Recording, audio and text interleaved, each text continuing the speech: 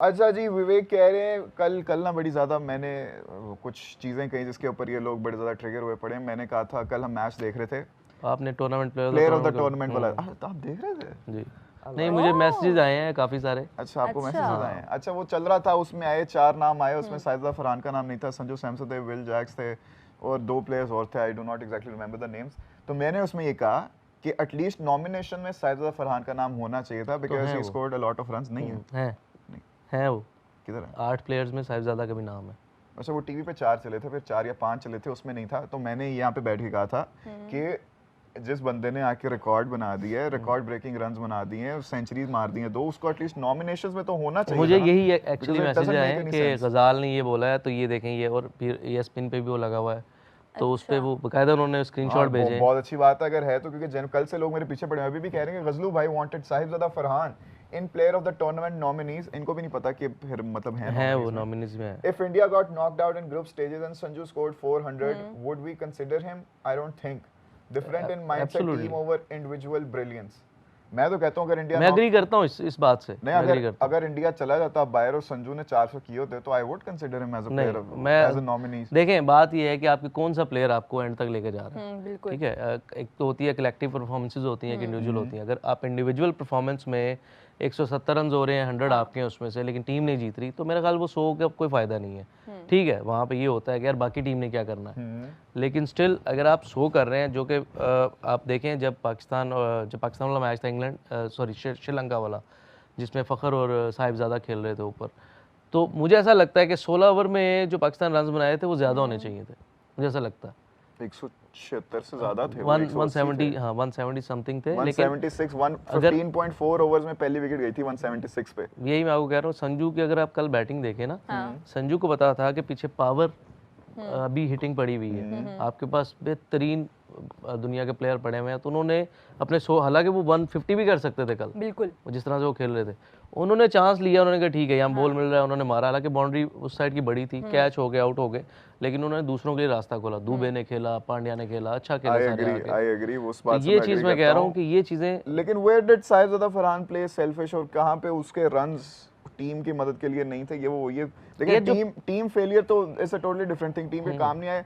I agree, क्योंकि team could not really perform much, कुछ players के अलावा बाकी सबने हमारे कुछ भी नहीं किया। तो उसमें से ऐसे कहना कि साहिबजादा फरहान के टीम के काम नहीं है, अगर साहिबजादा फरहान के रन ही ना होते, मुझे तो जेन्युइनली लगता है कि हमने तो 100 भी क्रॉस नहीं करना था। नहीं, कोई और करता, वो ना करते, कोई और करता।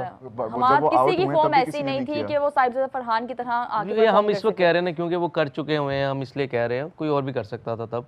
लेकिन अगेन बात ये कि नॉमिनीज की जहाँ तक बात है, तो नॉमिनेट होना ठीक है, वो डिजर्व करते हैं, उस नॉमिनेशन के अंदर साहिबजादा का नाम होना वो डिजर्व करते हैं। लेकिन प्लेयर ऑफ द टूर्नामेंट मुझे ऐसा लगता है कि वो होना चाहिए जो एंड तक नहीं, स्टिल जो फाइनल में जो भी आएगा। और न्यूजीलैंड की भी टीम साइफर्ट है, और टीम साइफर्ट का नाम है, फिनालन का नाम नहीं है, नहीं टीम साइफर्ट का। अच्छा चले, दोनों में जिसका भी नाम है वो, और इधर से सैमसन अगर आते हैं, इवन जसप्रीत बुमराह भी अगर नॉमिनेट होते हैं, जो कि नहीं है वो भी होते, तो मेरे ख्याल से इन दोनों टीम्स में से किसी को होना चाहिए। अगर परसों फिन एलन आके जरा लंबी सी बारी खेल जाता ना, और actually New Zealand does win the world cup, first ever world cup उनकी तारीख का, तो फिर तो मेरे ख्याल से फिर तो होना चाहिए फिन एलन को। 3 बड़े स्ट्रॉन्ग कंटेंडर्स हैं, एक तो विल जैक्स है, 4 प्लेयर ऑफ द मैचेस के अवार्ड है उसके, उसने हर जगह से जहां इंग्लैंड फंसी हुई थी आके बैट के साथ भी बॉल के साथ भी इंग्लैंड को निकाला, जितवाया।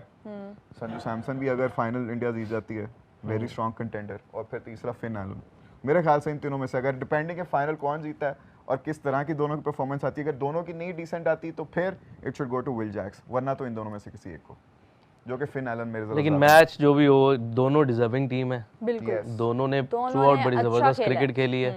और मुझे ऐसा लगता है कि पूरा जो वर्ल्ड कप का पूरा निचोड़ है ना, 2 बेहतरीन टीमें वो खेलने जा रही हैं। हाँ, जो स्लाइट एडवांटेज है न्यूजीलैंड को वो है अहमदाबाद स्टेडियम का, उस ग्राउंड का, वो एक प्रेशर है इंडिया पे, क्योंकि वहाँ पे इंडिया ने कुछ अच्छा नहीं किया।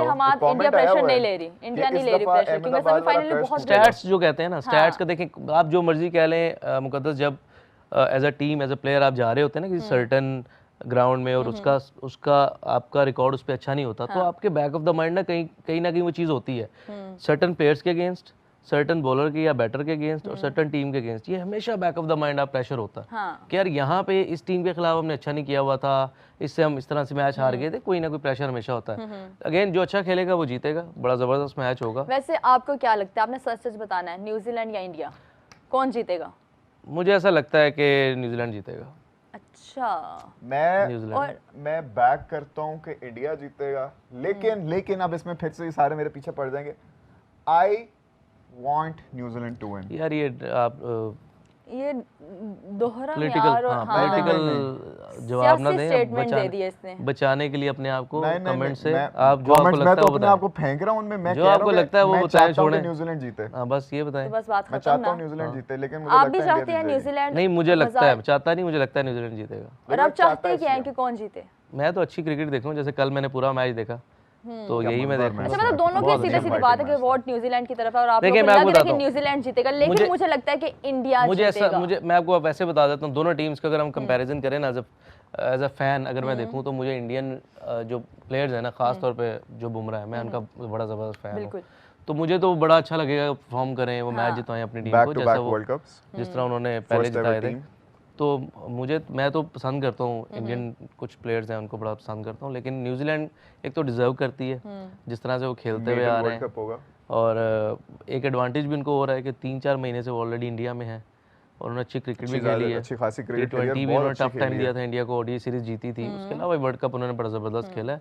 और जिस ब्रांड की क्रिकेट वो खेल रहे हैं, सेम ब्रांड की इंडिया भी खेल रहा है, हाँ। लेकिन वो जिस जरा ब्रांड और की भी वो खेल ऊपर रहे हैं वो खेल थोड़ा रहे हैं। नेक्स्ट लेवल दोनों खेल रहे हैं। टिम सैफर्ड, फिर फिन एलन है, फिर रविंद्रा है, उसके बाद Chappy, Mitchell, Phillips, Daryl Mitchell का तो साइलेंट टूर्नामेंट तो ही है।